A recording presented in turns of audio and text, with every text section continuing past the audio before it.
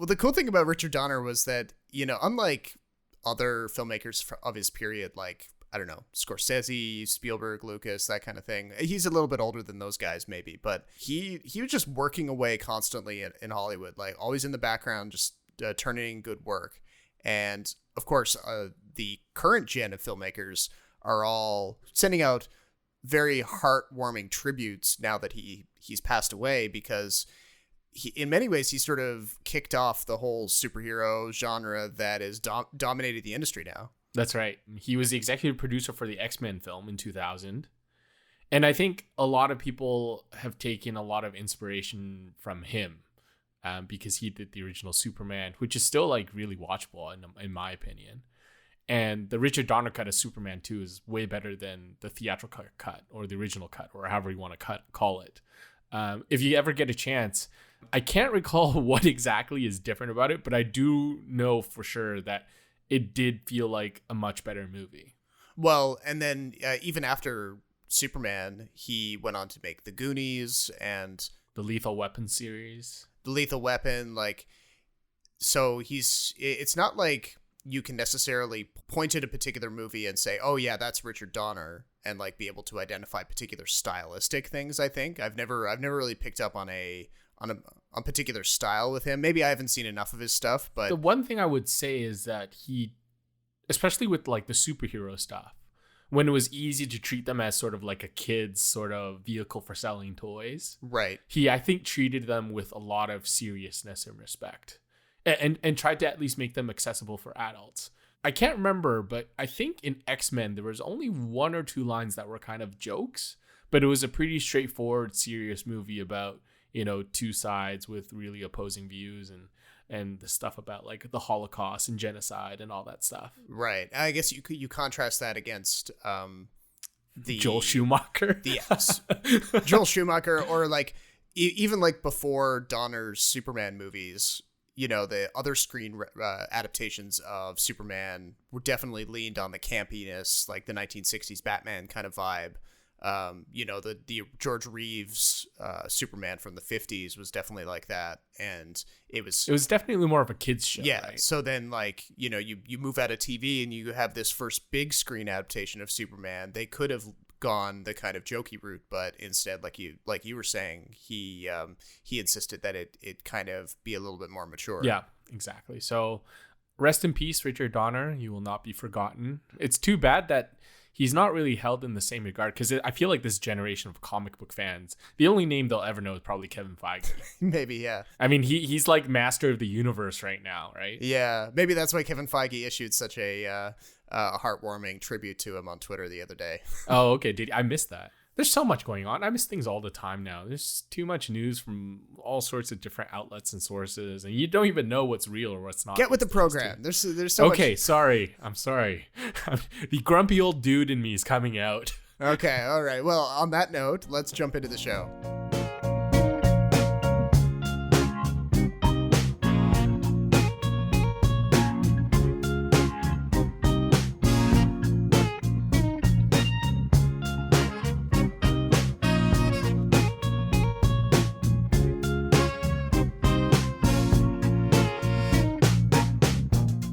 Welcome to the 96th episode of the Extra Buttery podcast, a free-flowing conversation between two guys who love film and TV. My name is Jason Chen, and I'm joined by my co-host Robert Snow. Hello, hello. And today we're talking Loki, the Disney Plus show that's reaching the final third of its 6-episode story, Luca, Pixar's newest animated family adventure, and the Tomorrow War, Amazon's sci-fi action thriller starring Chris Pratt. Now, I remember when I was going on and on about WandaVision, you're like, I'm not interested, but I am interested in Loki. So first thoughts. Yeah, I know we're like 2/3 of the way through and quite a bit has happened in the last episode, but what are your thoughts so far? I really like it. I mean, I think this is partially a function of like the actors involved. I like Tom Hiddleston a lot, not just as Loki, but in his other work as well. Owen Wilson, Gugu Mbatha-Raw, like the show has a lot of familiar faces for me that I've liked in other stuff. So, easier for me to get into it from that perspective. And just the overall retro futurist vibe and the kind of the DNA that it shares with stuff like the video game series Fallout and the Terry Gilliam movie Brazil, stuff like that. I love those kind of like quirky dystopian bureaucracy type settings. So it's got that on its side too. So I was kind of, as soon as I watched the first episode, I knew I was going to be hooked on it. You're taking me somewhere to kill me. No, I'm taking you someplace to talk. Well, I don't like to talk. But you do like to lie, which you just did. Because we both know you love to talk. Talky. How long have you been here? I don't know, it's hard to say. You know, time passes differently here in the TVA. What does that mean? You'll catch up. I remember the first Thor was directed by Kenneth Branagh, right? Yeah. Who has like a really strong sort of theater background. Yes.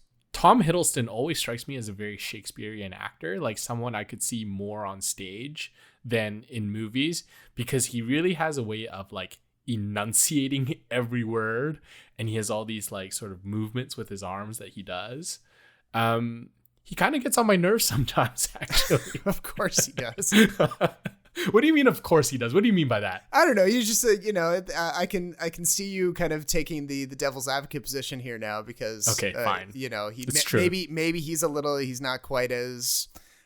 He's a little much for me. I'll say that. Fine, that's fine. All right. Every time he falls and then he gets up and then he like throws his hair back, it just gets me, because I just automatically think of shampoo commercials when he's doing that.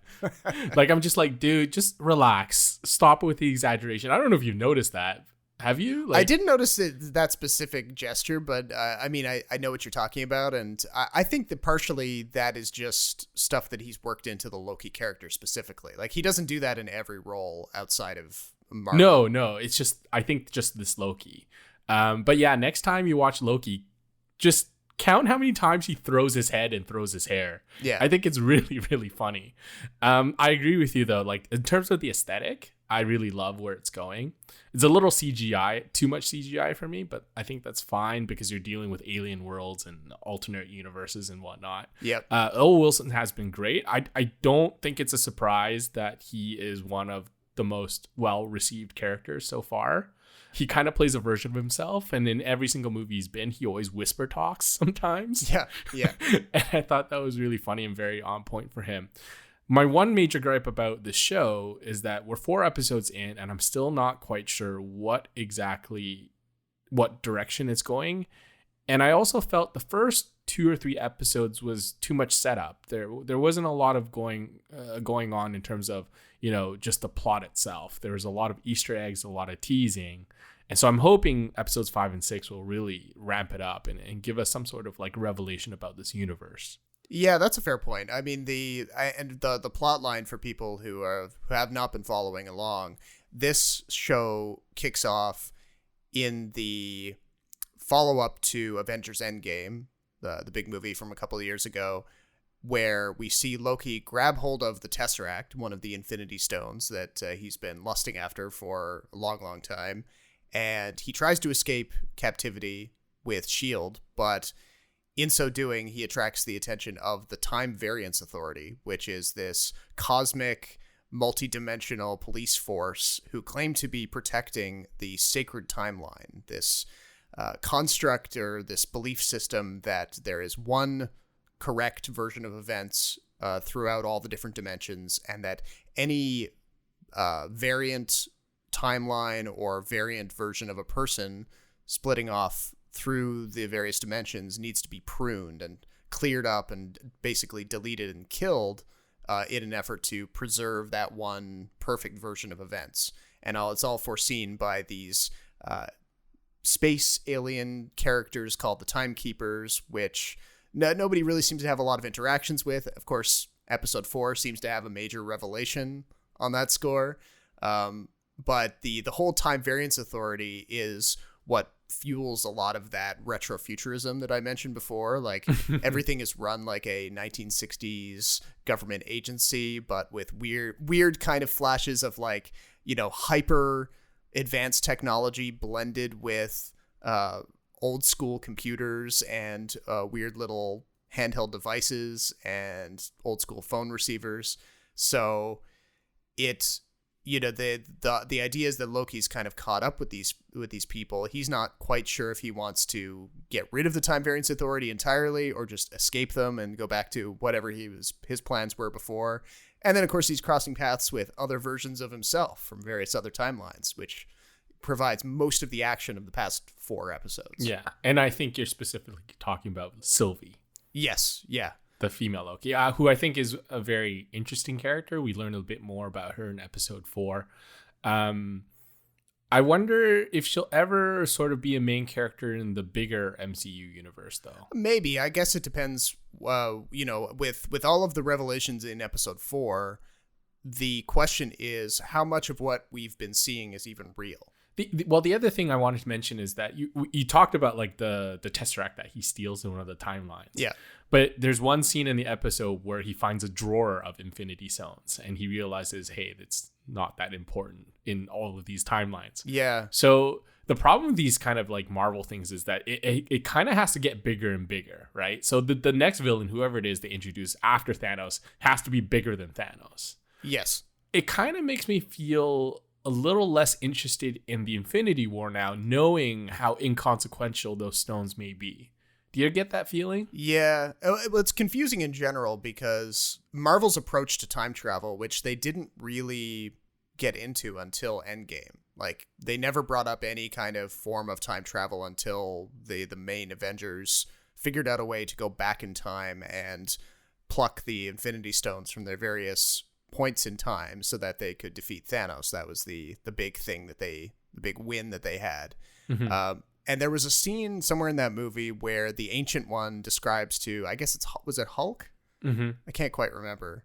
Tilda Swinton's character describes to Hulk, I think, how the timeline has to be preserved and how That's right. once they're done with the Infinity Stones, they have to be returned to their various points in time so things don't get screwed up. Exactly, yeah. But the rules feel even more wishy-washy in this show because if we're seeing a drawer full of Infinity Stones, then that suggests that they can just be left, pulled out of their various timelines and it wouldn't really matter. Like, what I learned from that scene is that Steve Rogers could have just gone to the Time Variance Authority if he had a portal, and he could have grabbed a handful of them and kicked Thanos' butt, and then nothing would have happened. He would have there wouldn't have been any real weight to the conclusion of Endgame because the whole point was that he returns after spending his life with Peggy and all of that. Yeah, that's right. So that's kind of the difficulty with these things because you're trying to introduce new concepts, right? Yeah. So you introduce this new concept. Well, then all the meantime, people have seen the previous movies and the previous phases will be saying, well, where was this before? It's like Star Wars with Baby Yoda. It's like, where was Baby Yoda in episode 7, 8, 9 then? If he was so important, right? Yeah, exactly. So that kind of gets me. But otherwise, it's an okay show. I think maybe my expectations were a little high. And granted, the series isn't over.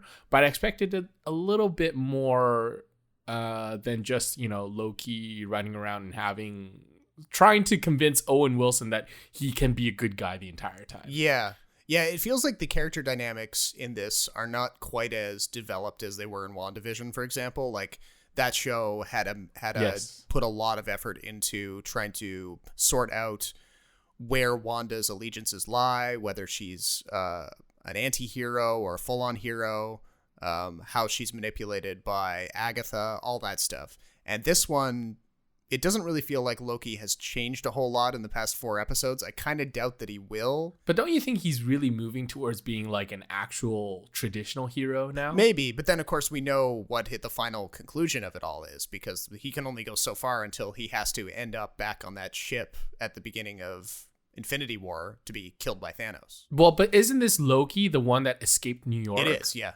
So he wouldn't be killed by Thanos because the moment he took that blue Infinity Stone, he branched off into another timeline, right? Oh, okay, yeah, that's a good point. So in this one, that's why he's still alive. Like he doesn't have an end game. Ooh, did you get that? He'd still be alive because yes, the one that is in the Thanos timeline does die.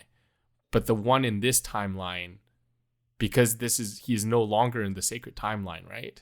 Although he doesn't, because he gets, spoiler alert, he gets pruned in episode 4, but he wakes up. Yeah, so clearly whatever the pruning is not what we've been led to believe it is, which is like deletion from the timeline or whatever. That's right. So that's why I'm excited to see what episode 5 and 6 bring. It's either going to bring it to like a really fully realized conclusion like WandaVision does, or it's just going to make me more confused. Yeah, that's the problem with any kind of time travel narratives is that, True. Very few of them ever tie off every possible question. And we should just make it a blanket rule that there's no time travel allowed. Like in any movie, I just like, and we'll get to this later, but I mean, time travel is such like shaky ground to stand on in any sort of movie or plot. Yeah, it's a big ball of worms and big ball of worms, not big can of worms. A ball of worms is probably just as bad as a can of worms. I've never heard that. Is that actually a thing? A ball of worms? I guess it makes sense. Maybe I just coined it. I had the image in my head of a big ball of worms, and it was just as bad as opening a can of them. So that's true. Okay, fair enough. Yeah. But yeah, like you remember in Endgame when they briefly have like a fourth wall breaking moment, and they're talking about various other pop culture representations of time travel, and they're basically poking fun at it. They're saying like, "Oh, right. This isn't Back to the Future. This isn't X-Men." Right. Yes. They name drop a couple of examples of famous time travel in movies and whatever. But I remember at that point being kind of frustrated because I was like, "Well, you can't just crack a joke about time travel in your movie and expect there to be no rules about how it works." Like, because then they just go ahead with whatever it was, their time heist or whatever you call it, and we didn't really fully understand what the rules were. But yeah, it's par for the course with this kind of stuff. Yeah, fair enough. Just out of curiosity, so the Infinity War story in the comic books, is that how they defeated Thanos too? They went back in time? I don't know. I've never been much of a Marvel reader in terms of comics, so I'm no expert on that. But I feel like Marvel Studios is kind of forging their own path here. And I'm sure the new Doctor Strange movie will also have time travel and alternate timelines and all that sort of fun stuff anyway. Oh yeah. But do you want to move on to something way more straightforward? Yeah, arguably too straightforward. Agreed. I like how you did that. Luca, directed by Enrico Casarosa, a longtime employee of Pixar, in his directorial debut. Animated family feature set in the 1950s-60s Italy. Luca is a sea monster who transforms into a boy when he's on land. When he's on land, he meets another boy, Alberto, who is also a sea monster, and together they explore the town of Porto Rosso. And throughout these adventures, they meet Julia, a human girl, and Urkel, the local bully. And the dream for these two boys is to, 1, buy a Vespa so they can freely explore the rest of the world, and 2, win the Porto Rosso Cup race, which is sort of like a triathlon where it's swimming, cycling, and pasta eating. And they want to win this cup race because they want to show up Urkel, who proudly boasts that he's won the race multiple times. And they also want to win because there's a prize money, and they want to use that prize money to buy a Vespa. We do not go anywhere near the surface. Got it? Everything good is above the surface. Walking. Air! The sky, clouds, the sun. Whoa, don't look at it. Just kidding. Definitely look at it. So, I mean, I was looking forward to this like you would look forward to most Pixar movies. I mean, there's such a reputable brand name in this kind of filmmaking that the knowing that a new one is coming out, you can kind of add it to your calendar without a whole lot of worry. But I don't know. I felt I don't know if it was the fact that this came out direct to Disney Plus, not even as like a premium rental or anything, or the fact that it feels very much like your standard kids movie plot wise. It really felt like The Good Dinosaur. Yeah, a little bit like that. Yeah, where it's just like the animation is great, the characters are cute, but the story is far too straightforward because I think we've been accustomed to Pixar doing really meta or existential stuff like Soul with the little souls. Yes. And then Inside Out, which I think is peak Pixar with all those little, I guess, humanoid feelings. Yeah. Anthropomorphized feelings. Yeah, exactly. And this one just feels like a straightforward coming of age story that Could have been live action, could have been animated. I don't think visually it does anything, really risky or innovative. It's a cute story. I actually kind of got bored, and I was kind of curious. Like, at one point, I really wondered out loud if I was watching a Pixar film rather than something from like DreamWorks or something like that, right? Yeah, because Pixar is known, like you said, for fairly dynamic stories, like multiple plots kind of interweaving together, there being like a real heartstring pulling moment somewhere near the end, something with a real kind of thematic weight to it. And this is mostly just like the story of countless other kids movies where it's like, be true to yourself, don't be afraid to show people who you really are, that kind of basic message. And it's missing multiple layers. Yeah. And like there are lots of fun little character moments. Like I love the Julia's father character. He's going around with only one arm, and he's this Massimo, is this big towering dude who's a fisherman, and obviously he's you would expect him to be very Italian. Very racist towards the sea monsters because he lost his arm to in a fishing accident and that kind of thing. But he ends up, of course, being very welcoming of them. He sort of basically adopts Alberto at the end of it. He is the classic single dad with this like tomboyish daughter who is like physically threatening, but clearly has like the softest heart in the world. Yeah. And then I loved his cat. His cat was hilarious because it obviously hated the sea monster characters and was, just little sight gags from the cat. I loved Luca's uncle, who's a sea monster. Uncle Ugo. Yeah, who is a sea monster from the deep. And because he lives in the depths of the ocean, he can't really see well. So he's got like these two eyes that kind of look in separate directions all the time. So you don't know where it's focusing. Yeah, and he's kind of transparent. Yeah, and he's got transparent. And he's got those little angler things, this light angler.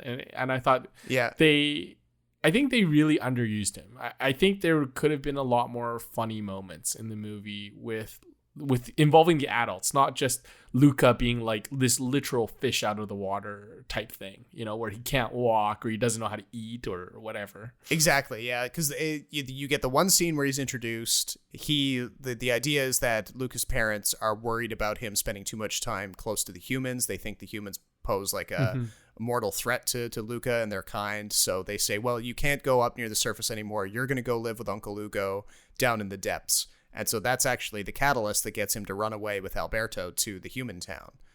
So you get that kind of kickoff point. And the only other time you see Ugo is in the very end. It's a post-credit scene. Which I didn't realize until like I went online and I didn't realize there was a post-credit scene. Yeah. And even I thought the post-credit scene wasn't that funny. Yeah, it's just that one little joke, Yeah, exactly. You kind of touched on something too, is parents with an S plural.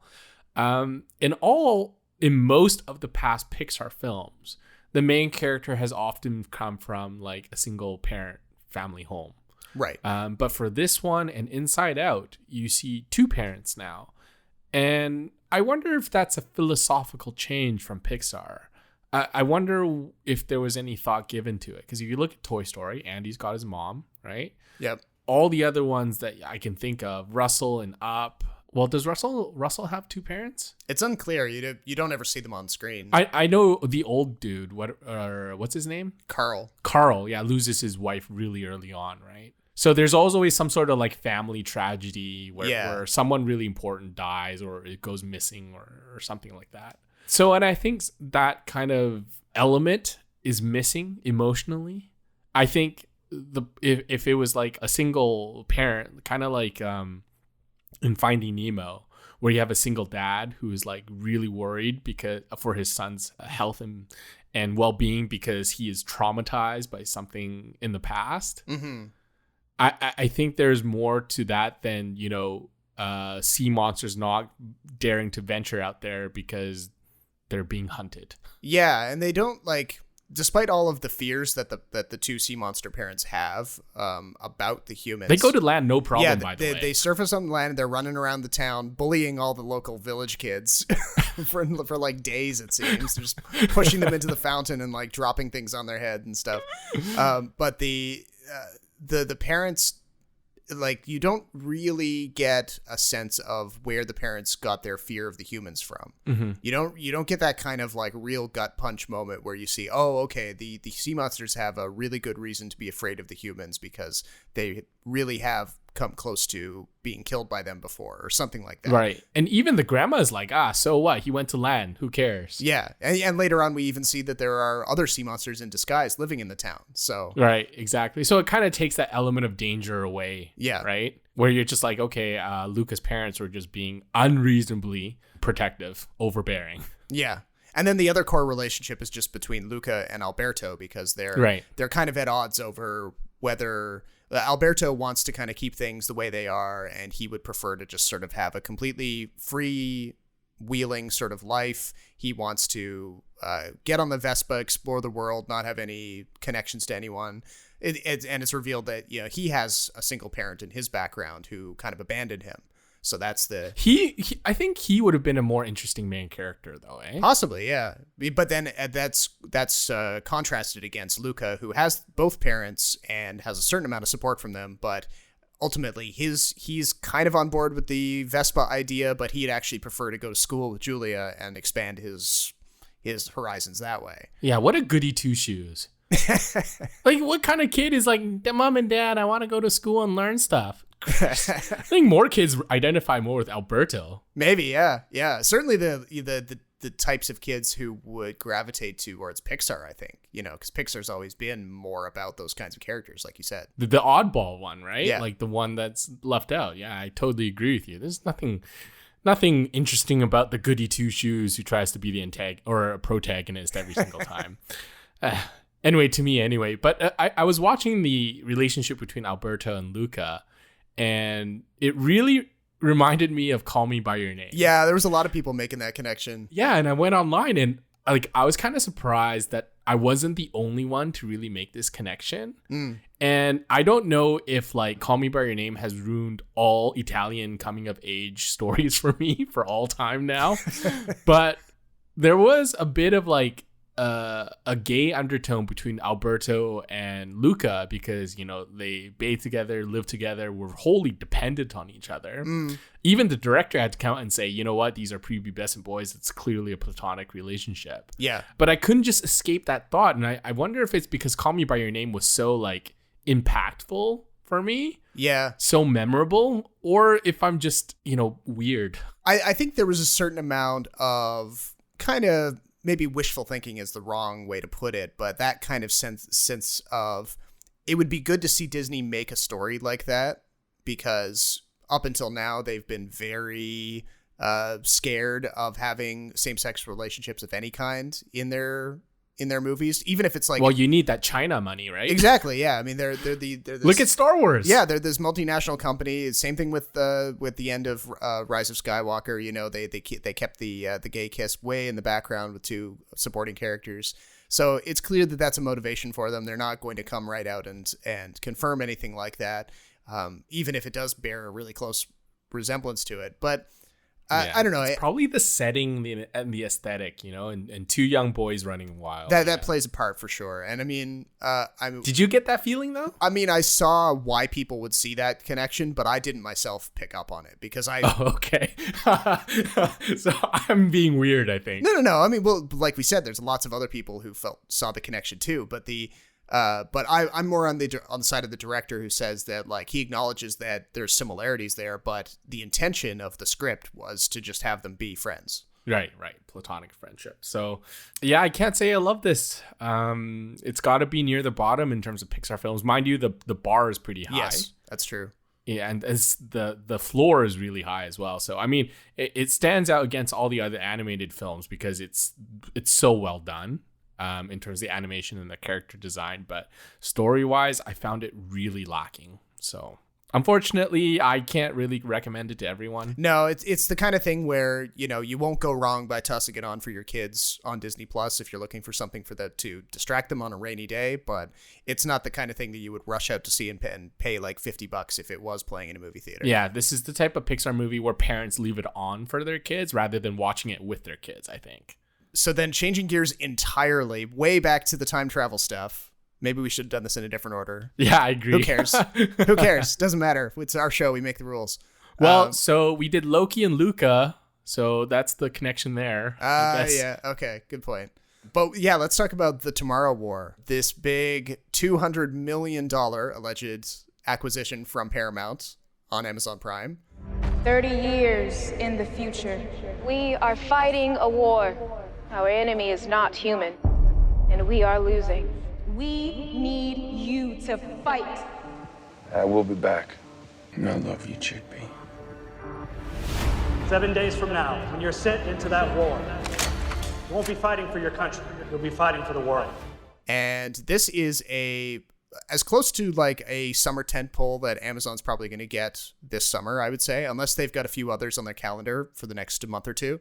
Well, yeah, we'll have to see what else they have the money to spend on. So, but this is a movie that was intended for theatrical release. Paramount sat on it for a while. They were worried about putting it out during a time when not every movie theater is open, and they didn't want to take a loss on it, so they sold it to Amazon. And you know, in a theatrical kind of context, it makes sense. It's big, it's high concept, it's got a lot of recognizable stars in it. Mm-hmm. But story-wise, it's very formulaic, derivative. Formulaic. It's made of like off-the-shelf sci-fi disaster movie parts. And yeah, do you want to do the plot summary? Sure. Okay, so directed by Chris McKay, who did the Lego Batman movie and its sequels, or upcoming sequel, I should say. So it's a story about Dan Forrester, played by Chris Pratt, who is a former Green Beret and a current high school biology teacher who is watching the World Cup during Christmas, which, by the way, makes zero sense because the World Cup is played. Yeah, okay. So plot hole number one, within the first 10 minutes, I was scratching my head going like, why is the World Cup going on during Christmas time? This makes no sense. Anyway, as he's watching the World Cup game, on the soccer pitch, a portal opens up and a military commander from 2051 arrives and warns the entire world of a coming war. Now, in this war, humankind is losing. So, in an effort to, I guess, increase their military presence in the future, they've come back in time to draft civilians into this war for a 7-day tour, even though the survival rate is less than 30%. And so, naturally, the whole world is thrown into a panic. All sorts of civilians are enlisted. Old, young, female, male, doesn't matter what your profession is. Everyone has to enlist. So they're trying to make it sound like the situation is really dire. And I guess it really is. Because at some point, I think they talk about how there's only 500,000 people left in this future world that they inhabit. Right. So Dan Forrester becomes naturally, as any protagonist would be, a key piece of the puzzle in saving the world as he learns more about his own future and the monsters, which are called white spikes. And imagine like a sort of like 20, 30 foot long hound with like a skeletal structure with tentacles coming out of it. And it shoots spikes at you. Good gunfire. And it eats you and it tears at you. Yeah. And it's like this big, gigantic beast of a creature, which is, I think, well designed, actually. I really enjoyed the character design of the characters, or the monsters, I should say. Oh, yeah. Like, if there's anything that this movie contributes to, like, this genre, it's creature design, because these things are vicious looking, Mm-hmm. and you 100% buy how they could take over the world, because when you see them moving Mm-hmm. in huge numbers and how they adapt to situations, they know to avoid gunfire, they can turn their backs to, their armored backs to gunfire so that they don't get blasted.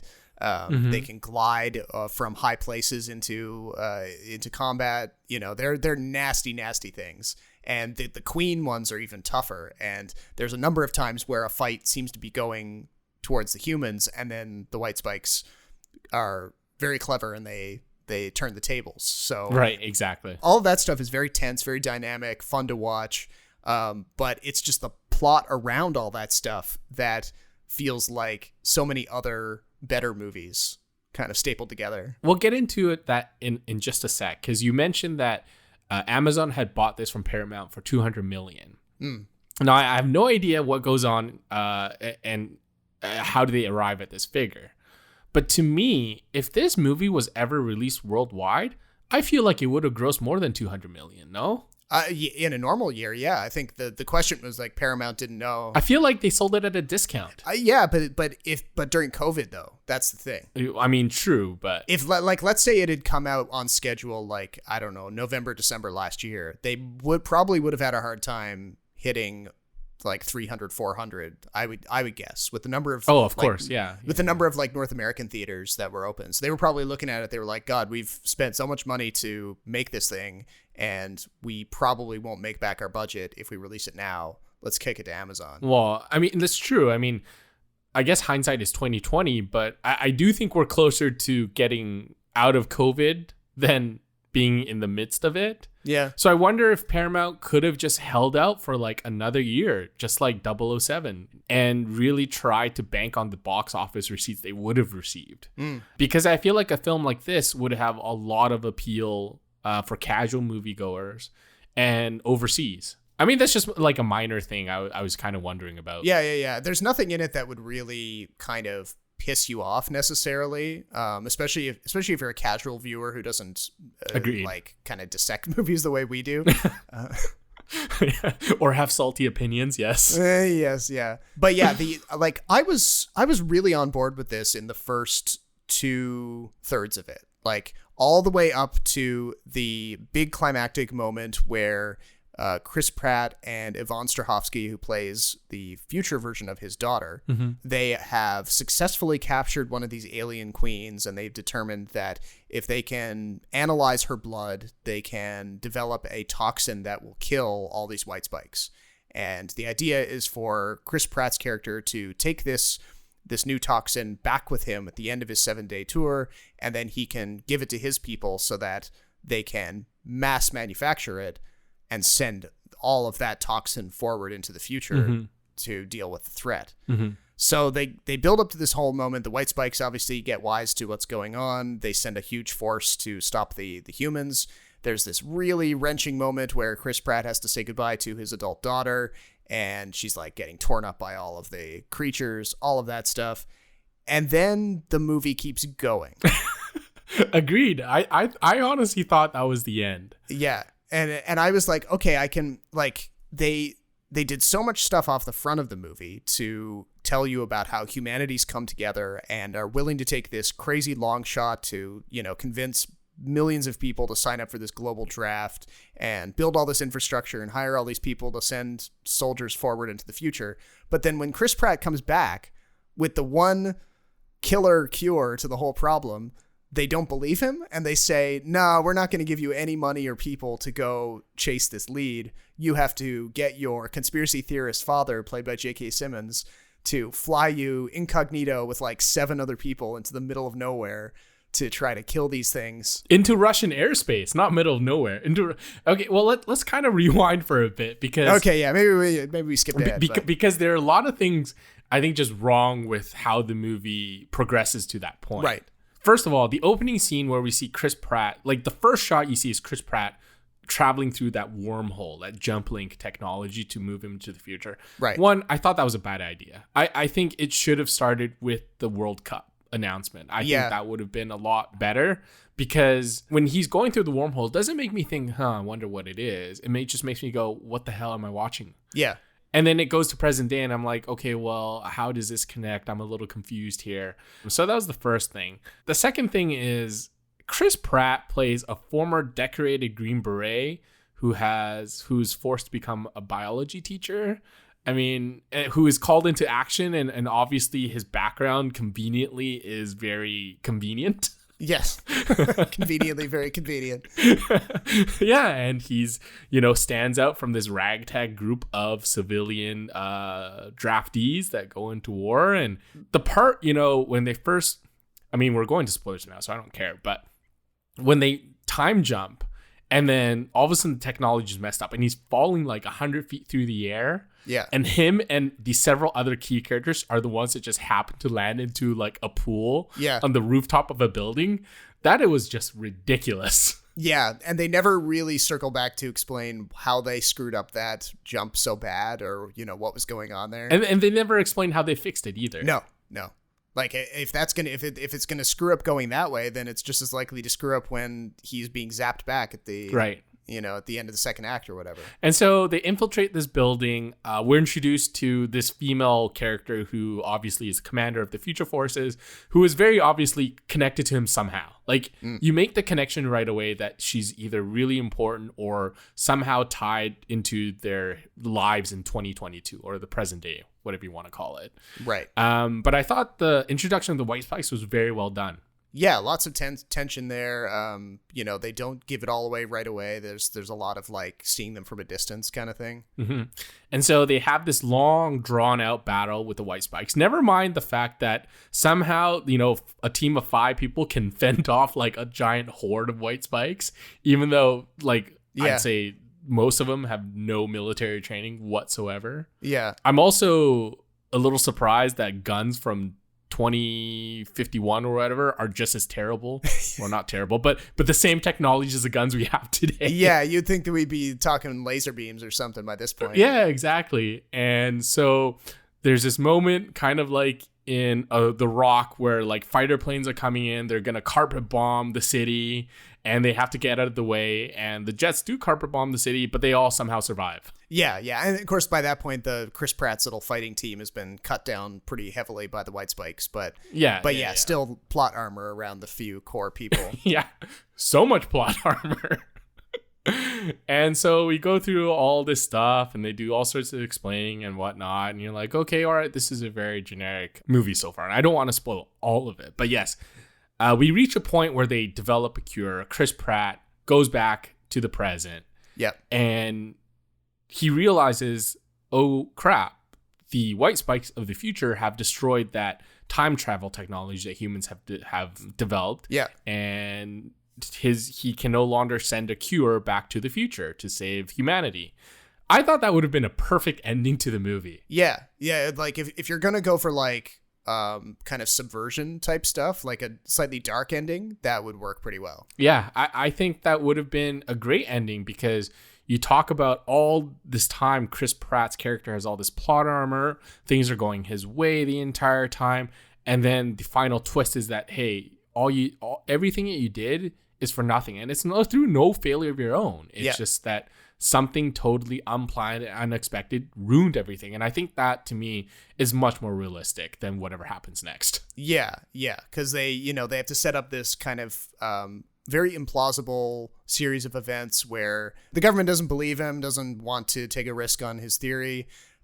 He ends up, recruiting one of his high school students to help him with the analysis.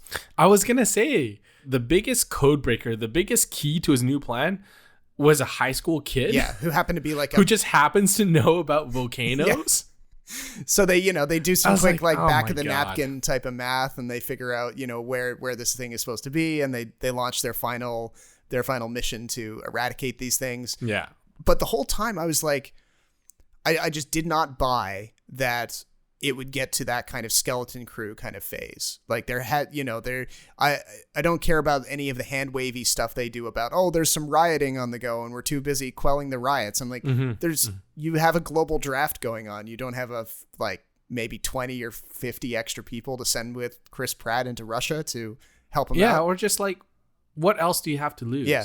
Like, you're out of options at that point. You might as well go with the most crazy option that some random dude came up with. Yeah. Who just also happens, by the way, to be the only person who managed to find a cure. Yeah. The only person who's not the only person, but someone who's done like a successful tour and knows what it's like. Yes. And the whole thing was just totally implausible. So, and I think, I understand from like a scripting point of view, they wanted to set up this, they had introduced J.K. Simmons' character before. They had, the themes of the movie had all dealt with like parental abandonment and everything. And they wanted to kind of circle back to the J.K. Simmons character, the fact that he had abandoned Chris Pratt's family when Chris Pratt's character was a kid. So they wanted a final father-son reunion moment that would kind of mirror the relationship between Chris Pratt's character and his daughter.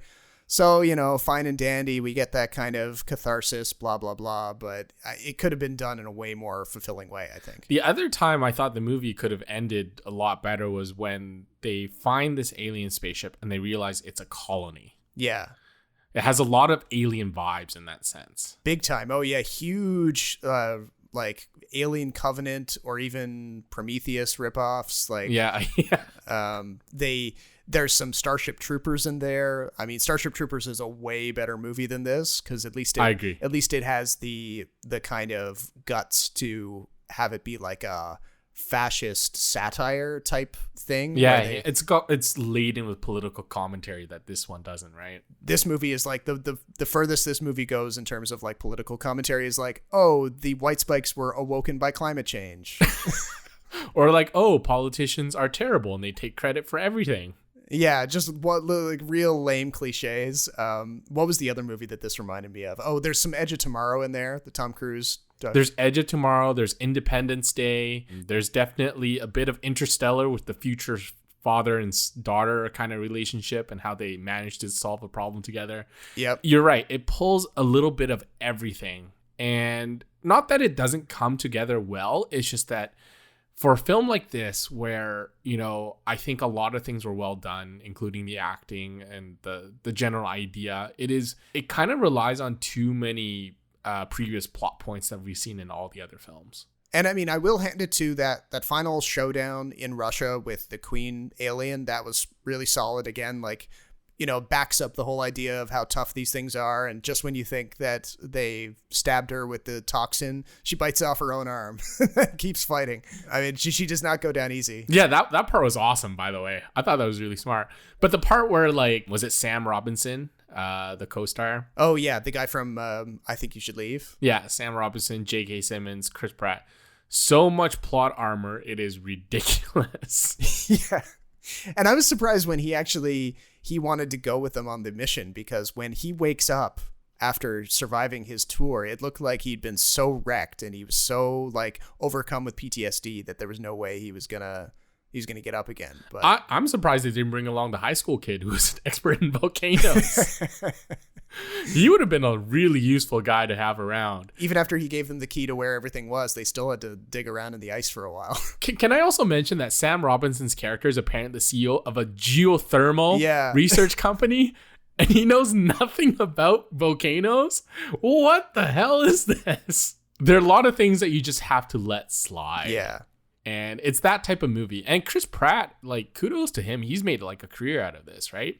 He's made a career of being like the likable protagonist in these really inoffensive, apolitical action films. Yeah.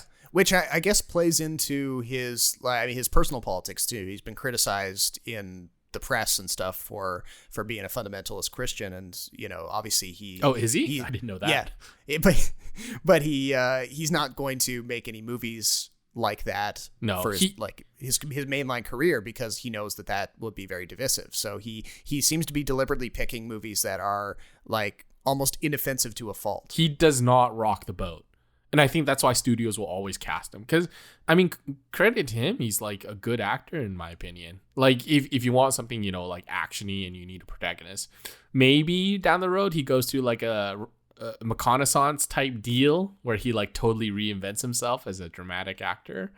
But so far, well, hey, I mean, you know, the floor is opening up there because people think that McConaughey is going to run for governor of Texas. So hey, if we're going to get another kind of rom-com / action actor make a turn towards award-worthy work, why not? Yeah, I mean, it's been done before. Reagan did it. Schwarzenegger did it. McConaughey might do it. Why not Chris Pratt, right? Freaking, it's America. Anything could happen, right? Yeah. The perfect story. Like, I remember reading about how, like, before he booked Parks and Rec, he was basically living out of a van or something like that, right? Yeah. Great for him. I don't know if I'd recommend this movie, to be honest. I think there are parts of it that are interesting. If you want to kill 2 hours, this is great. There's nothing in it that I hated, but just about everything in it felt a little boring to me, other than the fight scenes.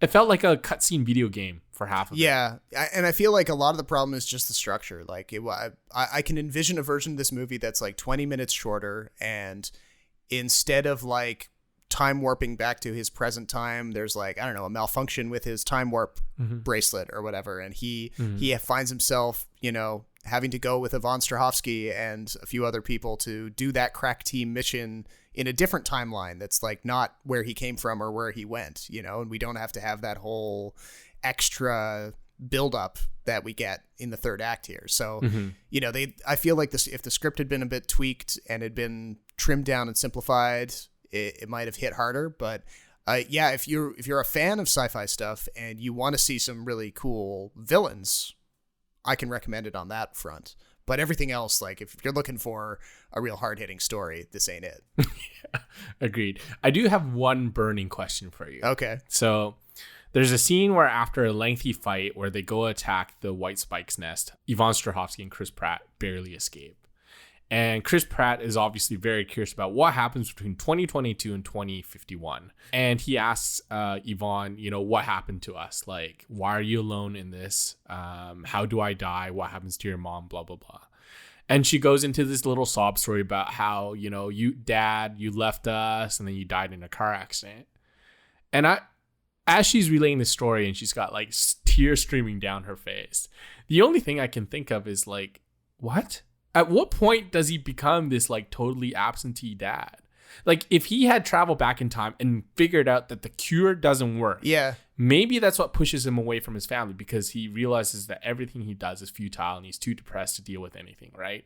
But I mean, what was the point of him, you know, abandoning his family and dying in a car accident? What was the significance of that? I don't get it. Yeah. You know, his motivations for, say, like he briefly at the very end of the climax in that act, he wants to stay there and help fight with her. So he loses the thread of what he's supposed to be doing entirely. He's like, no, I want, you know, he's like, I have to save you from all of these evil monsters. And I'm like, dude, that's the whole point. You have the stuff. Go back. Well, the part where he like jumps after her when she's getting taken away by the White Spikes was just like, yeah, it's just like clearly the director just wanted a nice shot for a film. Exactly. And I feel like that scene you described on the beach, which happens earlier, is the same sort of thing where it's like, we need an emotional moment between these two, but logically it doesn't make a whole lot of sense, because the second she tells him about the future that she saw, you know, her past, it's already changed the outcome, right? Because now he has that foreknowledge of it, so he's going to go back to his own time and probably take steps to not have that happen, right? So that's where the time travel stuff screws up the script, like it does all the time in every other thing, you know? Yeah, and even before that, there was never any hints that he would leave like that. Like, yeah, maybe he would be unhappy because, you know, certain things don't work out, like with his job and whatnot. But he was clearly very devoted to his daughter the entire time in the introduction. Yeah. And that's why I was very pissed off when that extra bit gets stapled on at the end, because when he comes back, because I was, you know, they seem to be pushing his character towards this idea of like, oh, the PTSD is kicking in now because he saw how she dies in the jaws of all these horrible creatures, and he thinks that he's failed. And I'm like, no, you have the solution in the green vial. Like, you don't have to. This is stupid. Like your motivations in this moment do not make any sense. I was very, very upset. The other thing is too, like if he has a cure, he doesn't need to go back to the future to send it there. Just make a bunch of it and store it until 2051. Yeah, that was another solution I thought of. I was like, well, why don't, you know, if the government doesn't believe you now, maybe, you know, if you have it in like, I don't know, an Area 51 vault for the next 30 years, when these things do pop out of the ground, you'll have it. Yeah. So, yeah, I mean, I guess that's why at the end of the day, this movie didn't feel that not complete, but just not very tight. Yeah, you could have trimmed out a few things, rearranged a few things. It would have hit a lot harder. But if you're just looking for uncomplicated, big budget action on Amazon Prime, and you've run out of other stuff meeting that description on the service, then yeah, no harm, no foul here. The White Spikes would have looked great in theaters though, on the big screen. Yeah, with real good sound. I'm lucky to have a nice sound system here for me to use, but yeah, it would have been way better with like absolute theater quality stuff. So the moral of this episode is don't introduce time travel unless you really know what you're doing. Yeah. Or like, side note, try to avoid time travel entirely, because unless Agreed. it's, you know, there's very few people who can pull it off. Agreed. Or at least make, well, no, I won't go into how to make it right. Just don't do it, period. Yeah. And worse, once it's established, don't try and introduce new concepts or explain things away. It doesn't work like that. Yeah, exactly. Or you risk pissing us off, and you don't want that. Right. So I think that's a good point to end our episode on. Yeah, so as always, we ask you to head over to kinetoscope.ca, where there's a review of The Tomorrow War and a review of Luca as well. So if you want a little bit more detail on both of those movies, you can check them out.